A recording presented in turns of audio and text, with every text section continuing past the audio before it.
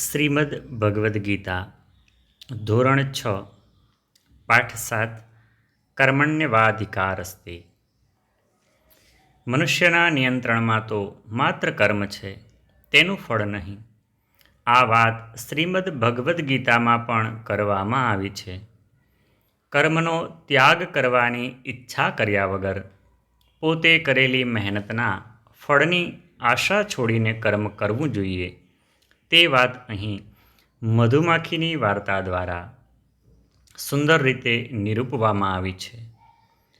ભલ્લુ રીંછ મધ ખાવાની લાલચે મધમાખીઓની મહેનતની ફળશ્રુતિ સ્વરૂપ મધપૂડાને તોડી નાખે છે. તો પણ તેનાથી વિચલિત થયા વગર મધમાખીઓની રાણી મધ ઉપરનો અધિકાર જતો કરીને ફરીથી પોતાના કર્મમાં એટલે કે મધપૂડો બનાવવાના કામમાં લાગી જવાની સલાહ પોતાની સાથી મધમાખીઓને આપે છે. શ્રીમદ ભગવદ્ ગીતામાં કહેવાયું છે કે કર્મણ્યવાધિકારસ્તે મા ફલેષુ કદાચન મા કર્મફલ હેતુર્ભુર્મા તે સંગોત્સ્વ કર્મણી. તારો કર્મ કરવામાં જ અધિકાર છે, ફળમાં કદી પણ નહીં.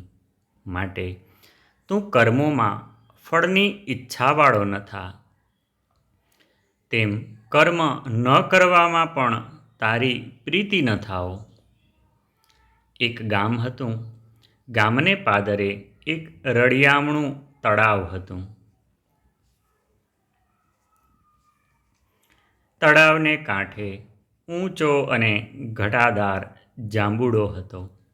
જાંબુડાની એક ડાળ પર મધપૂડો હતો. બધી માખીઓ આખો દિવસ ફરીને ફૂલોમાંથી રસ ભેગો કરી મધપૂડામાં ઠાલવે અને એમ સરસ મજાનું મીઠું મધ તૈયાર કરે. આ મધપૂડાની એક રાણી હતી. તેનું નામ હતું મધુરિકા. બધી માખીઓ રાણીની સૂચના મુજબ ચાલે. મધપૂડામાં મધ ભરાઈ ગયું. મધમાખીઓ આ જોઈને હરખથી નાચવા અને ગાવા લાગી. મીઠા મીઠા મધથી છલકે મધપૂડો આપણો, જોઈ જોઈ મનડા મલકે મધપૂડો આપણો. વનમાં ભલ્લુ નામે એક રીંછ એના મિત્ર ચુન્નુ શિયાળ સાથે રહે. ભલ્લુ ભારે મસ્તીખોર અને પોતાનું જ ધાર્યું કરનારો. એક દિવસ ભલ્લુ રીંછ ચુન્નુ શિયાળ સાથે તળાવ કાંઠે પાણી પીવા આવ્યો. પાણી પીતા પીતા તેની દૃષ્ટિ મધપૂડા પર પડી. અરે વાહ, મને તો મધનો ખજાનો મળી ગયો. મજા પડી ગઈ. ચાલો થોડું મધ પણ ચાખી લઈએ.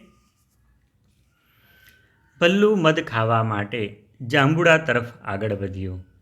ભલ્લુ, તું ક્યાં જાય છે? આમ સામે જો, વૃક્ષ પર મોટો મધપૂડો છે અને એ મધથી છલોછલ ભરેલો.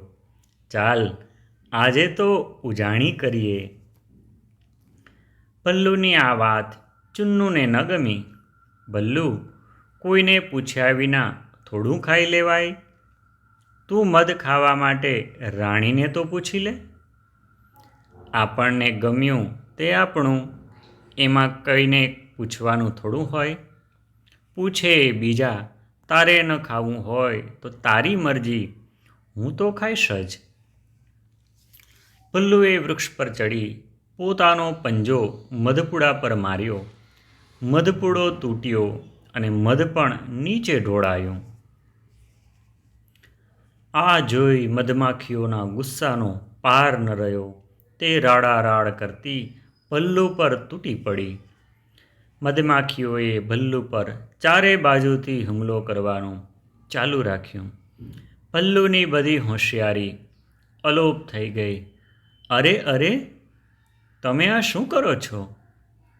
રાણી, આ દુષ્ટ રીંછે આપણા મધપૂડા પર હુમલો કર્યો છે. એની સજા તો એને આપવી જ જોઈએ. આપણે દિવસ રાત મહેનત કરીને મધ ભેગું કર્યું છે. એણે આપણી મહેનત લૂંટી લીધી છે. તમારી વાત તો સાચી છે. આણે આપણો મધ ભંડાર તોડી નાખ્યો છે. પણ આપણું મધ એનો ખોરાક પણ છે ને.